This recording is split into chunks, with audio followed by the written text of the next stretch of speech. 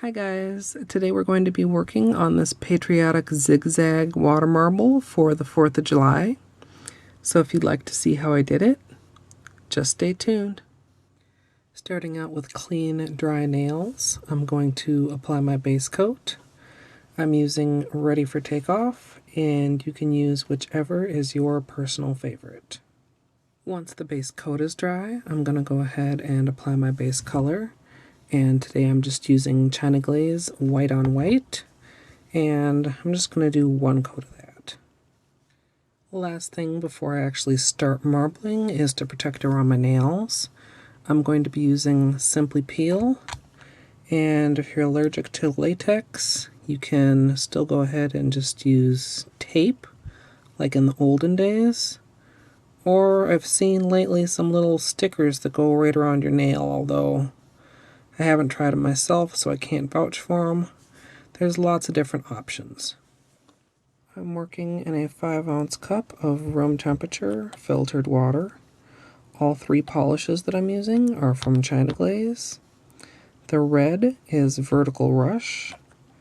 The white is white on white, which is also my base color. And the blue is Frostbite. I've actually marbled with these 3 colors before, so I didn't have to test them together to make sure they worked. But I did do some testing just to see what order I really wanted to drip them in and how exactly I wanted to draw the design. So I'm going to finish that off with one more drop of blue. And then I'm going to go ahead and draw this out to one side and then the other. And then I'm going to be doing some zigzags by going first in one direction, and then I'm going to go back and go in between each of these.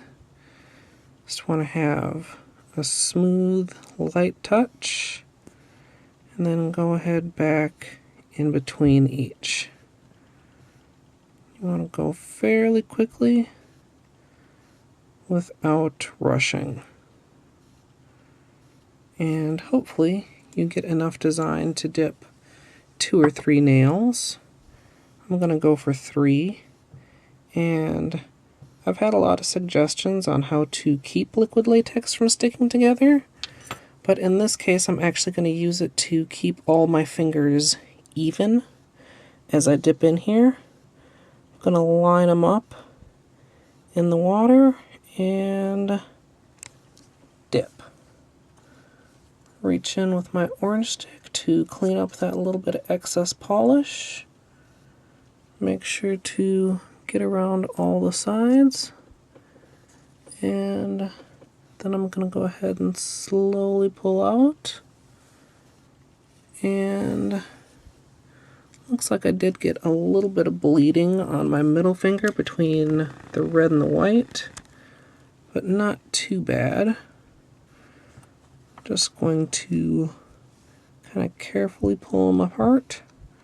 I know last time I talked about cutting my fingers apart, and I know I'm not doing it again and living dangerously, but that worked out not too bad.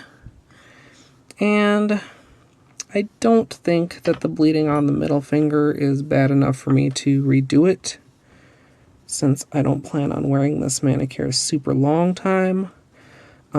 That is one thing you may want to keep in mind as far as how many fingers you dip together.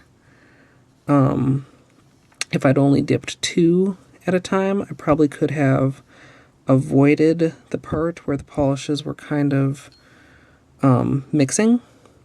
But I'm just going to finish cleaning up right around the edges with my cleanup brush and polish remover.